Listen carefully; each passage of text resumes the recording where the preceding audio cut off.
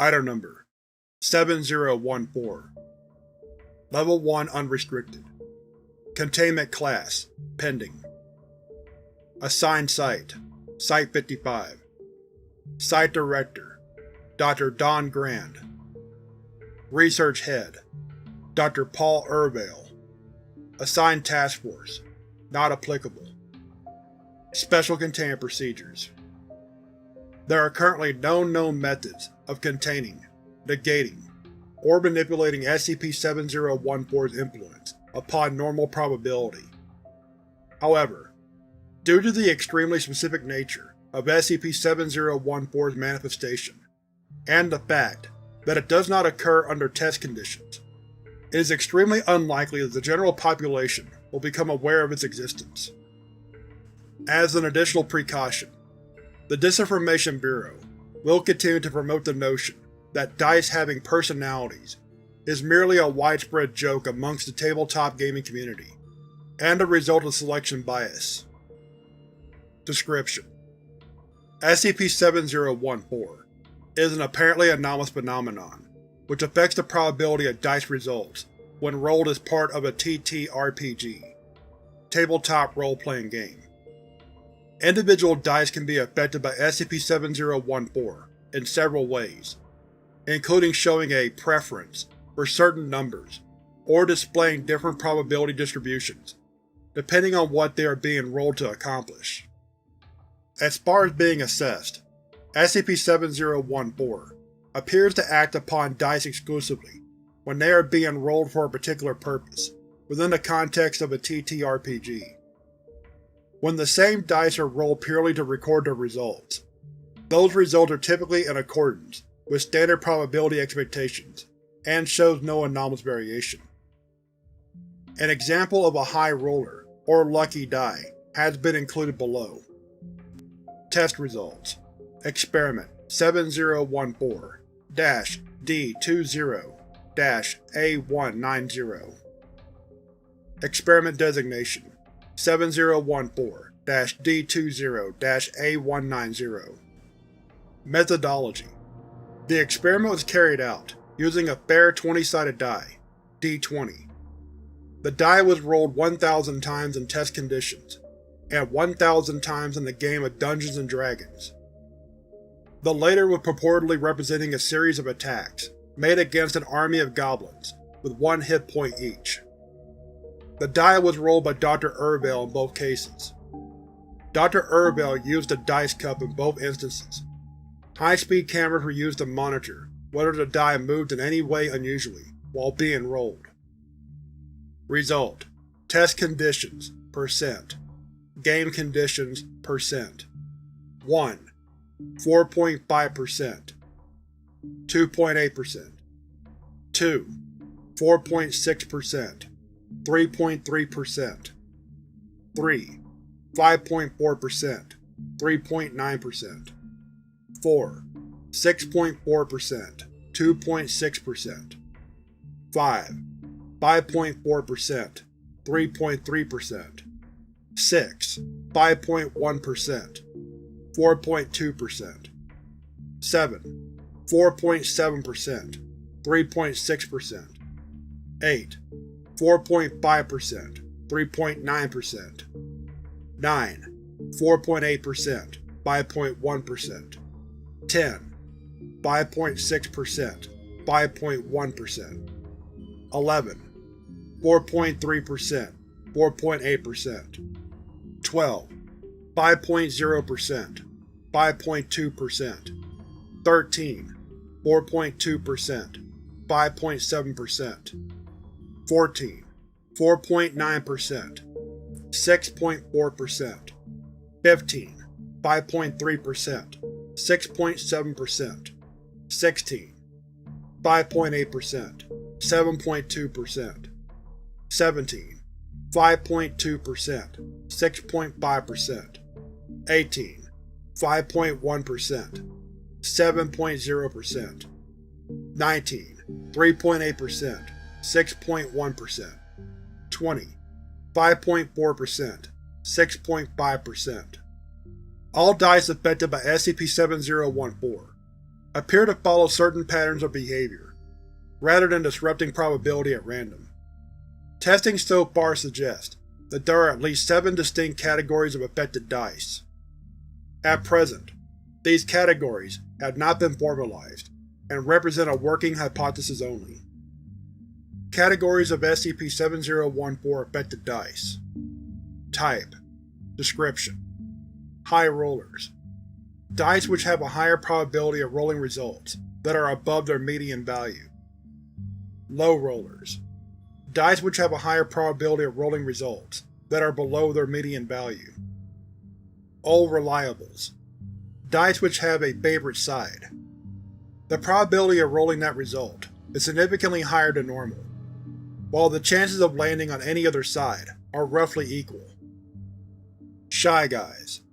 Dice which have an increased probability of low rolls at the start of a game, but shift to an increased probability of high results the longer the game goes on. Specialist. Dice which will display apparently normal properties until a certain endgame condition is met, which will cause the dice's probability to shift. For example, D20-A068 has a significantly increased chance of rolling a high number when attempting to attack mind flayers in Dungeons & Dragons. Loyalist. Dice which have a higher probability of rolling results that are above their median value, so long as they are rolled by a specific person. While anyone else rolls them, their anomalous property cease to function. Traitors. Dice that seemingly wish to harm the player characters, PCs. They have a higher probability of rolling results that are below their median value when rolled by an ordinary player, but a higher probability of rolling results that are above their median value when rolled by a games master. Addendum. Interview Log. Interview Log 7014-A1 July 31st, 2022. Interviewee: Dr. Paul Ervale. Interviewer: Dr. Uma Singh. Forward. The following interview was to ascertain the level of progress that had been made by Dr. Ervale and his team into the study of SCP-7014, and to assess whether maintaining this level of research was the best possible use of Foundation assets and resources. Begin log. Dr. Singh: Alright, it's on. Progress report interview regarding study of the SCP-7014 phenomenon. Yada yada yada. Dr. Ervale: So, is this the bit where you bang your fist on the table and tell me I have 24 hours or I'm off the case? Oh, you heard. Well, not exactly. It was more of a guess. The comments on our data submission have been a little, less than flattering of late, and we don't usually have talks this formal for a progress report that I can send over email. Not that I would say very much at the moment. That is sort of the problem. Yes, I've gathered. Paul, look. You know this isn't coming from me. It's just that some of the higher-ups are getting a little bit angsty that they're, well, just paying you and a bunch of researchers to play Dungeons & Dragons every day. It is necessary for the test. I told them that. It's not like with the amount of dice we have to roll, we get much time to actually enjoy the games. I told them that too. And anyway, my group has moved on to Pathfinder now. Is there any difference? Oh yes, very much so.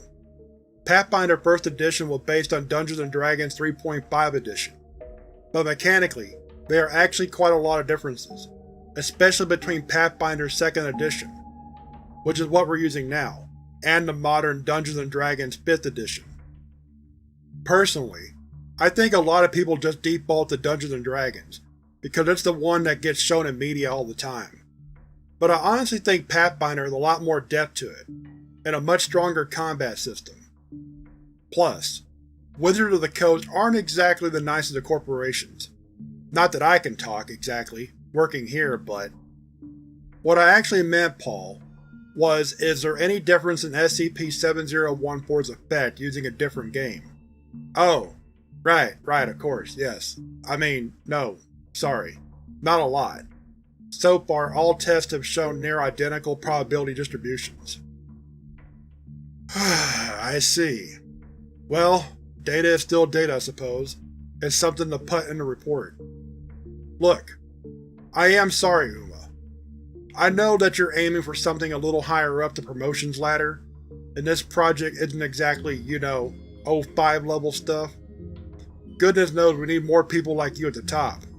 You should have gotten stuck with us. Oh, it's certainly not you. This project, though. It's honestly so annoying. It should be an exciting area of research, you know?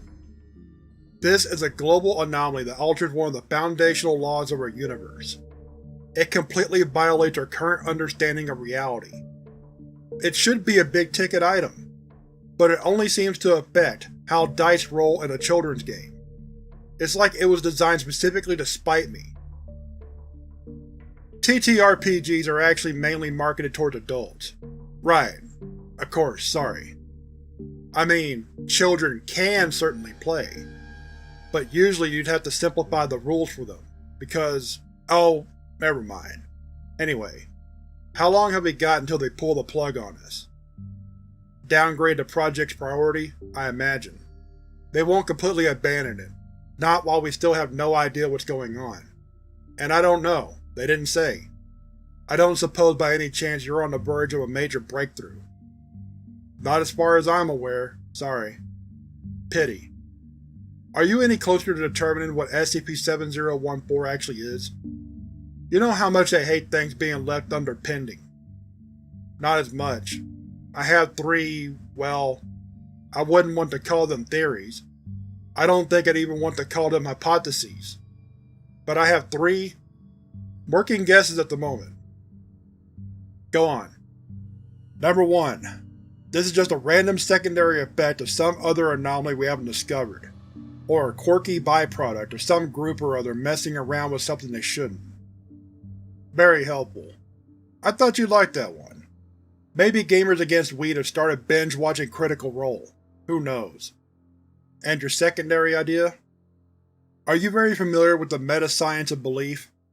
It sounds like a cult. No. It's a set of theories about how human belief, or sapient belief I suppose, might shape the reality around us. Faith moving mountains? Well, yes and no.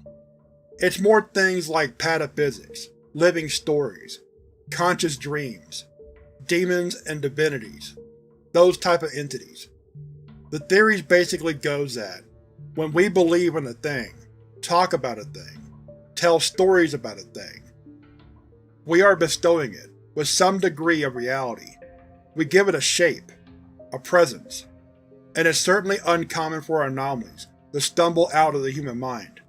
Hell, Site-171 is built around a self-declared Earth god, and a rock pillar who claims he was worshipped in the being.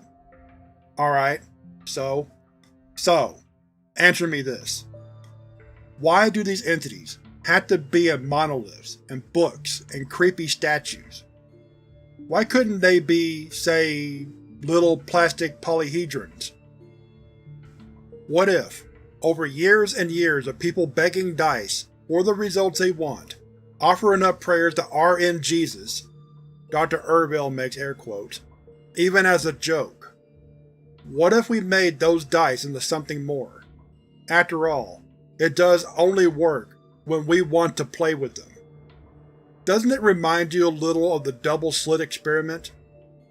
If observation can alter probability and reality on a micro level, then why not belief?